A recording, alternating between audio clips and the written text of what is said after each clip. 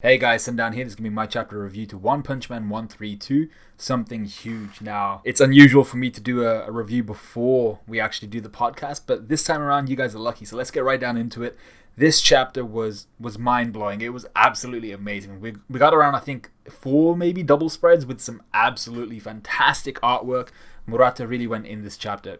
For me, it was amazing. Now, I'm super glad we actually didn't continue the redraws. We continued with the story rather than actually going back to read revisions, which even though they shed new light on the direction that Murata and One want to take, they really slowed down the story for me and made me lose a little bit of interest. And I haven't even reviewed those, and I don't think I will, just because I'm not too interested in the revisions. I want to see where the story is going to go, and not revisions from like a year ago, maybe even longer than that, even though I did read them and I was part of the podcast. So let's get right down into this chapter and talk about everything that went down. So the first scene, which I've titled Confidence just for myself, we start this chapter with Orochi showing how I say Orochi, we see Psykos showing how confident she is, daring Tatsumaki to show more of her abilities. She's like, yeah, go ahead, show me more. And I was like, oh, and I really liked this confidence. I thought it was pretty cool. When I first read through the chapter, Psykos seems to have lost her fear of Tatsumaki, and I'm down for that. A villain who already knows they're more powerful than their respective hero is interesting in and of itself, I think. And we see hesitation from Tatsumaki too. I feel like she's wondering how the heck Psykos got so damn big, which she actually says. She's like, yo, how the hell she get so damn big? And we already more or less knew the answer to that, in the sense of Psykos has been using her kind of fleshy tendrils to absorb living entities and add to her own power through this. She actually goes on to explain that at the end of the chapter, which we'll get back to. It's not just their physical strength, or only their physical strength, which is added to Psykos. Once fused, they become part of a massive mental entity of some kind, which is something that Psykos makes mention of. Like I said, we'll get back to that. But that's really, really interesting. So then the second scene is what I titled Tri-Beam Cannon. Tatsumaki tries to cut off the flow of energy into Psykos' body, which is occurring through those tendrils that are at the base of Psykos' body. She's absorbing everything through those. And Psykos responds with a Tien-inspired attack, which is where Tri-Beam Cannon comes from. And this was glorious, far beyond anything Tien has ever done in his entire life. We've only ever really seen one, I think, god-level threat before, which was Boros. And the next 3 double spreads show us what Psykos is now capable of, with seemingly not too much effort, I think. She fires a gigantic energy beam towards Tatsumaki, and by gigantic, I mean absolutely massive. This thing is huge.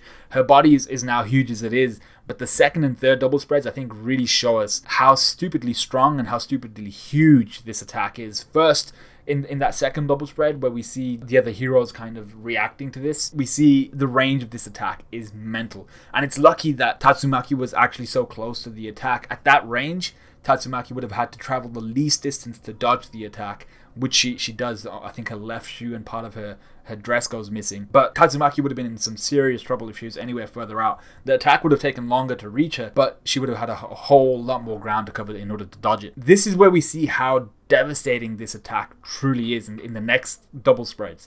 The landmass on the horizon, which is struck by Psykos' attack, isn't destroyed or like explodes with most energy beam attacks. That's what would have happened. This energy beam actually cuts through the ground and continues to cut through the surface of the planet, penetrating through planet Earth until ejected out of the other side. Psykos legit just cut off part of the planet Earth with that attack, and that is absolutely insane. And the double spread where we see that kind of that bit of Earth separating from the rest of Earth, that looked amazing. I thought, Murata was just going in for this. He was flexing so hard when he was drawing this. Now, as mentioned before, Psykos is definitely a god level threat at this point. But when you can rearrange the planet for jokes, you're a major problem. So I fully believe that Psykos is a god level threat at this point.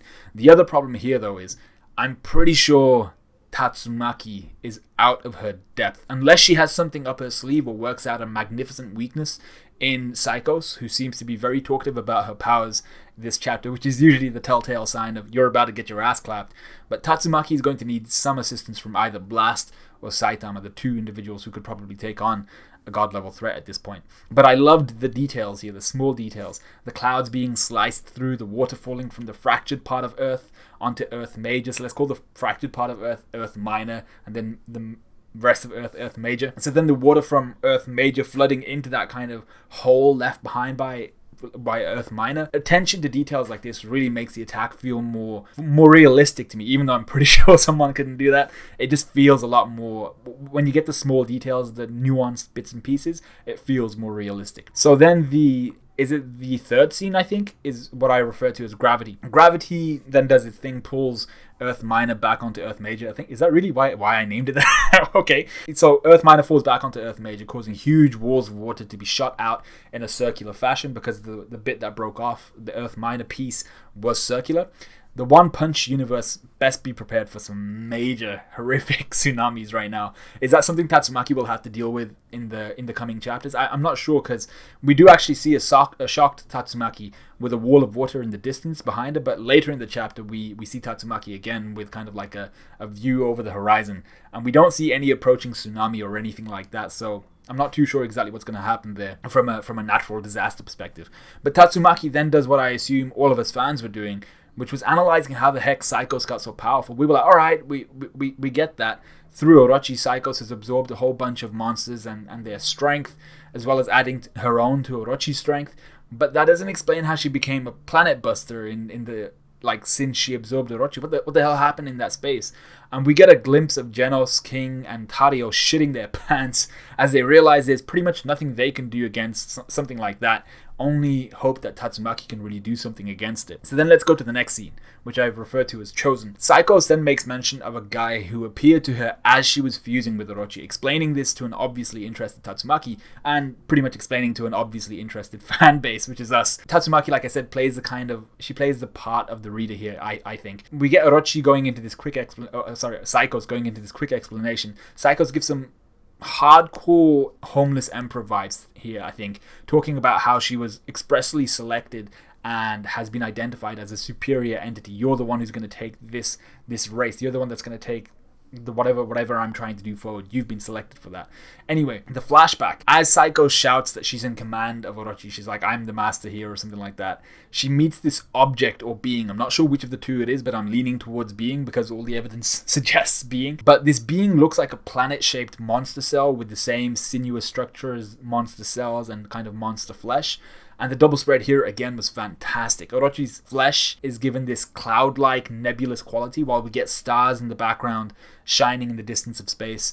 It looked amazing, and then you get this planet-sized being just sitting there in the foreground while we have all the stars and stuff like that in the background, looking awesome as heck. Once again, amazing job by Murata to show this. And I'm not exactly sure what weed he was on, but he was on some good stuff, man. But Orochi describes feeling fear as this thing, this nebulous planet thing. Well, actually, the nebulous thing was around it, but this planet thing looked at her, and she felt fear as this thing looked at her. But also that she was flooded with power at the same time. She describes this being as something like God, which harkens back to Homeless Emperor and his encounter with a being who he referred to as God. Now, seeing the nature of both of their powers and how suddenly they achieved immense strength, dramatic strength increases. I'm assuming both of their encounters are with the same God being. We then go back to Psykos's powers. She says she can absorb living entities through her flesh roots, but that their spirit also becomes a part of a massive thought entity. What does that even mean? So everyone that she absorbs, do they all fuse to have kind of one shared mind with shared experiences, intelligence, and powers, and then Psykos kind of has dominion over this shared mind? Or are they all part of like some network of minds outside of Psykos' power, which Psykos kind of is subscribed to as well? She's also a part of. What is it? And there might even be other things where maybe they're all separate minds and stuff like that, where Psykos then has dominion over that. I'm not too sure which of those it is, but I'm really interested to find out what this kind of mental entity is, this shared mental entity. And while Psykos actually muses over whether she could absorb everyone on Earth and basically become Earth itself, being kind of all present in a way that kind of reminded me of the infinite Tsukuyomi from Naruto Shippuden. Tatsumaki shows her human side a little bit here by saying all that would grant Psykos is infinite loneliness, which is a stupid thing to strive for, and I thought that's pretty funny.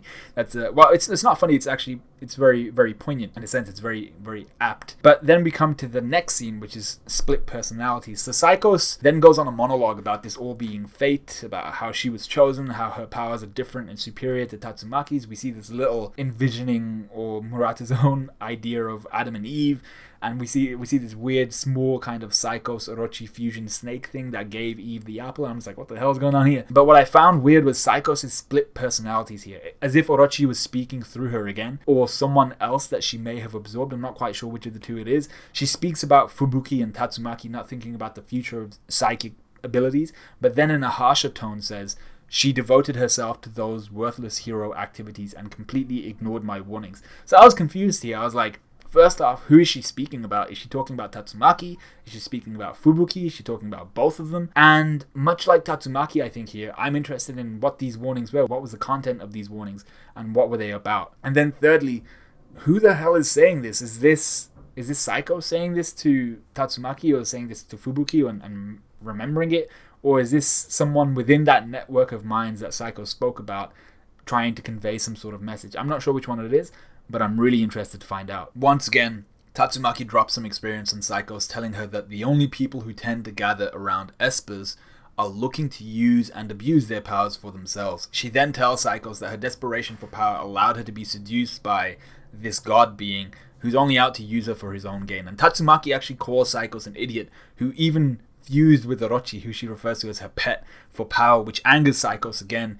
You know, it's a really condescending tone that Tatsumaki uses here, driving some of that strange split personality behavior from Psykos again. She says, you still won't acknowledge me even after witnessing my power, as if she was speaking from Fubuki's perspective. And this part really shook me as well. I was like, what the hell's going on here? Because it wouldn't be unusual for Psykos to say, you're still underestimating me, because they've had enough of a kind of duel here for Psykos to say something like that. But the fact that she said it in that way, you still won't acknowledge me even after witnessing my power. And the fact that what makes this weirder is the fact that there's a silhouetted image of Fubuki in that panel. So I'm not sure how to take this. Has Fubuki been absorbed due to her prowess as an esper? Maybe some of her personality is shining through Psykos? I'm not sure what's going on here. Or is there some other explanation for why Psykos was thinking back on Fubuki here, and she's just there kind of as an indicator of something? Let me know what y'all think, because I don't really know what's going on. Anyway, exploding with anger, Psykos summons dragons from beneath her, who fire off their energy beam. Psykos fires off another world-busting energy beam, whilst Tatsumaki evades, ending the chapter. As I mentioned before, I truly think this is a threat beyond Tatsumaki's capabilities. Unless she uses her noggin and identifies a glaring weakness in Psykos, someone needs to pop up to help Tatsumaki. And luckily enough, I mean, Saitama is literally beneath all of this right now, so he might pop up. Blast might even be tempted into action, seeing as this is pretty much a god level threat, but maybe he's one of those guys that all the S-class heroes need to have been dead, confirmed dead, and then he'll be like, I gotta pop up. So I'm not sure exactly what's gonna happen, but I really want to see more of this story continued, and I'm thankful to Murata that he actually continued the story rather than focusing on the revisionings for now. So let me know what you guys thought of this chapter. Let me know what you guys thought of this review. Like, comment, subscribe, all of that good stuff, and I will see you guys in a bit.